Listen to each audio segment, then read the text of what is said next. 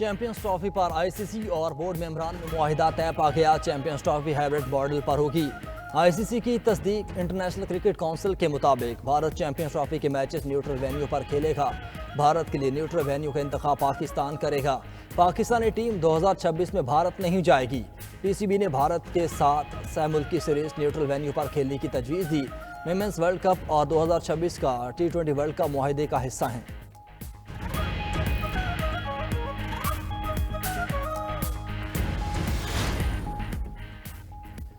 नौजवान मुआशी तरक्की के कलीदी मुहारक हैं। SMEs मुलाजमतें पैदा करते और मकामी कारोबार को फ़रोग देते हैं।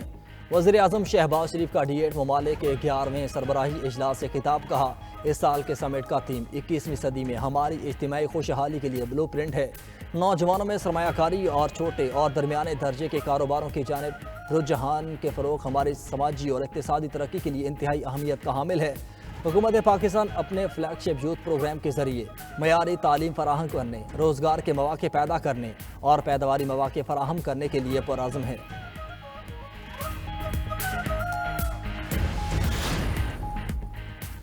गवर्नर फैसल करीम कुंडी ने खैबर पख्तूनख्वा हुकूमत से इस्तीफ़ा मांग लिया। पेशावर में मीडिया से गुफ्तगू में गवर्नर KP ने कहा, रेंजर्स और पुलिस एहलकारों को शहीद करने का मुकदमा KP काबीना पर होना चाहिए।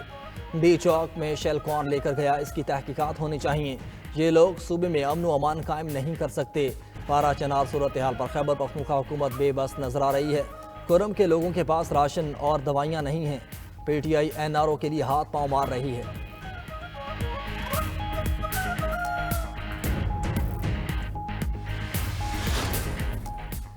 खैबर पख्तूनख्वा हुकूमत ज़िला कुरम में कशीदगी के खात्मे के लिए मुतहरिक। वज़ीर आला अली अमीन घंटापुर ने कल सूबाई एपिक्स कमेटी का इजलास तलब कर लिया। कुरम में अमन व अमान की ताज़ा सूरत हाल और क़याम अमन के लिए सूबाई हुकूमत के इक़दामात और दीगर मामलात का तफसीली जायज़ा लिया जाएगा।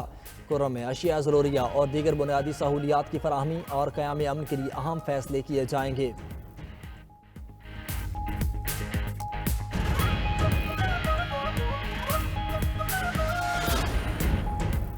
पहले कुछ गलत हो गया तो अब उसे दुरुस्त किया जाएगा। हमें हर 3 से 4 माह बाद आपस में बैठने की ज़रूरत है। स्पीकर कौमी असम्बली अयाज सादिक का इस्लामाबाद में स्पीकर कॉन्फ्रेंस से खिताब। कहा, अगर हुकूमत को वक्त ज़्यादा मिले तो अपोजिशन नाराज़ हो जाती है। अगर अपोजिशन को वक्त ज़्यादा दिया जाए तो हुकूमत रूठ जाती है। स्पीकर पंजाब असम्बली मलिक अहमद खान ने मुल्की इत्तेहाद के लिए डायलॉग को नागुज़ीर करार दिया।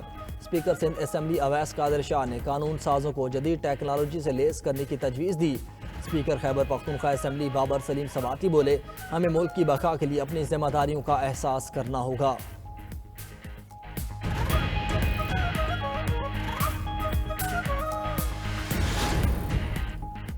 पाकिस्तान का अमरीकी पाबंदियों पर सख्त रद्दअमल फैसला मुतासिबाना करार दे दिया।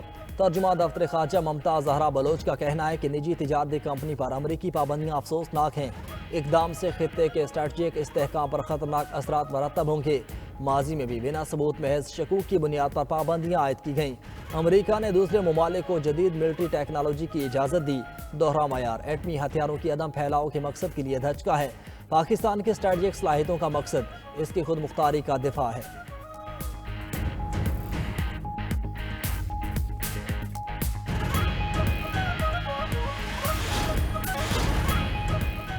सरबरा पाक बहरिया एडमिरल नवीद अशरफ का ओमान का सरकारी दौरा। सल्तनत ओमान के शाही दफ्तर के वजीर, commander royal navy of Oman और कमांडर नेशनल डिफेंस कॉलेज से अलग अलग मुलाकातें। ISPR के मुताबिक मुलाकात में बहर हिंद की सिक्योरिटी सूरत हाल और मुश्तरका दिफाई तावन पर तबादला ख्याल किया गया। नेवल चीफ ने कहा कि पाक बहरिया दीगर इलाकाई ममालिक के साथ मिलकर मैरीटाइम सिक्योरिटी के फ़रोग के मजबूत हामी हैं।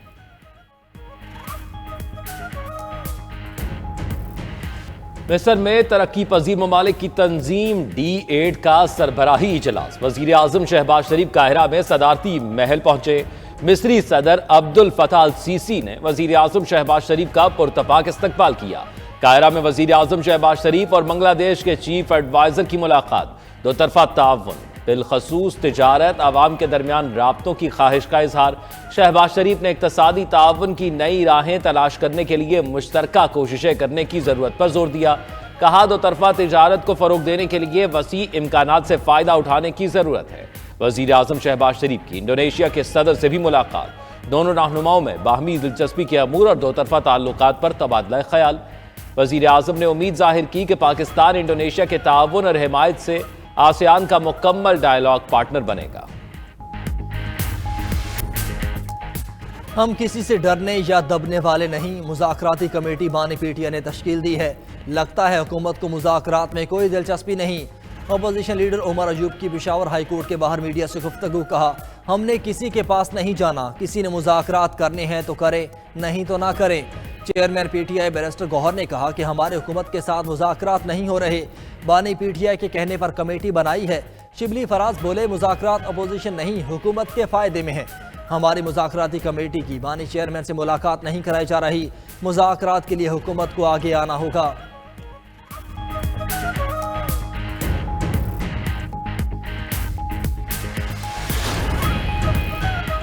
कौमी असम्बली में दूसरे दिन पीपल्स पार्टी की एक बार फिर हुकूमत पर चढ़ाई। पीआईए के मामले पर हुकूमत पर तनकीद। ऐवान में इजहार ख्याल करते हुए नबील कबूल ने कहा, पीआईए की नीलामी मायूस कुन थी।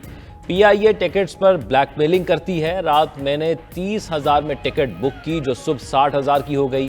कंफ्यूजन पैदा हो रही है, असल सीईओ कौन है। नवीद कमर बोले, एक बार पीआईए की निजकारी की कोशिश नाकाम हो चुकी है, दोबारा निजकारी की बात हो रही है। इसका टाइम फ्रेम क्या रखा है। वुज़रा को खुली छुट्टी दे दी गई है, वो ऐवान में नहीं आते। अगर वुज़रा ऐवान में नहीं आते तो फिर हम भी ऐवान का हिस्सा नहीं बनेंगे। वुज़रा की अदम हाजिरी पर पीपल्स पार्टी ऐवान से वॉकआउट कर गई।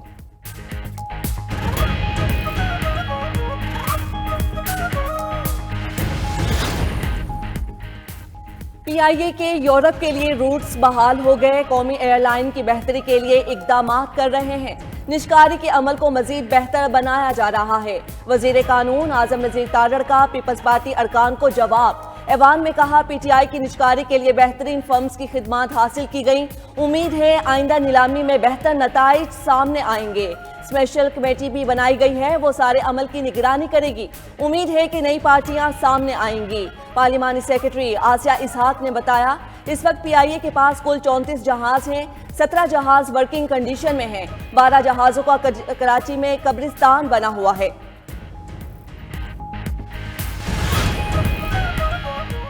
पेशावर हाई कोर्ट ने उमर अयूब की हिफाजती जमानत मंजूर कर ली। अपोजिशन लीडर को 18 फरवरी तक गिरफ्तार ना करने का हुक्म। अदालत में उमर अयूब की केसेस की तफसील और हिफाजती जमानत केस की समाअत। विफाकी हुकूमत और नैब से उमर अयूब के खिलाफ दर्ज मुकदमात की तफसीलात तलब। एडिशनल एडवोकेट जनरल ने दौरान समाअत कहा, उन्हें पहले भी केसेस की तफसीलात फ्राहम की हैं। वकील दरखास्त गुजार ने कहा, नवंबर में दोबारा FIR हुई, इसलिए हम आए हैं। जस्टिस साहिबजादा असदुल्ला ने रिमार्क्स दिए, ना ये लोग फाइनल तौबा करेंगे, ना आप लोग फाइनल तौबा करेंगे। आप पुराने केसेस की बात छोड़ें, नए केसेस की बात करें। वज़ीर आला पंजाब मरियम नवाज की ज़ेर सदारत काबीना इजलास में कई मंजूरियाँ मुतवक्के। वर्ल्ड बैंक के तावन से पंजाब क्लीन एयर प्रोग्राम की मंजूरी ली जाएगी। CDD के लिए इजाफी ग्रांट की मंजूरी का एजेंडा पेश किया जाएगा। गंदम रिलीज पॉलिसी 2024-25 की मंजूरी का इम्कान। क्रशिंग सीजन के लिए गन्ने की कीमत का तयन किया जाएगा। 65 करोड़ की लागत से दाता दरबार सहन में हाइड्रोलिक कनोपियाँ लगाने की मंजूरी ली जाएगी। पंजाब मॉडल बाजार मैनेजमेंट कंपनी को सहूलत बाजार अथॉरिटी बनाने की मंजूरी का एजेंडा पेश किया जाएगा।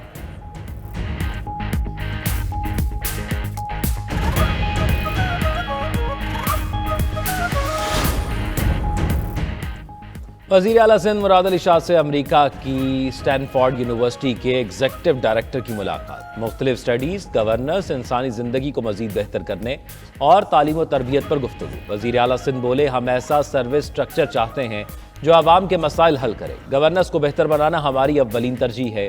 बिल बर्नेट ने कहा, कराची का ट्रैफिक मैंने कहीं और नहीं देखा। पाकिस्तान में हर शख्स के पास मोबाइल फ़ोन मौजूद है। मोबाइल ऐप के ज़रिए तमाम सहूलियात को डिजिटल किया जा सकता है। बिल ब्रेंट ने सिंध में जदीद सिविल सर्विस मॉडल की तजवीज़ दी।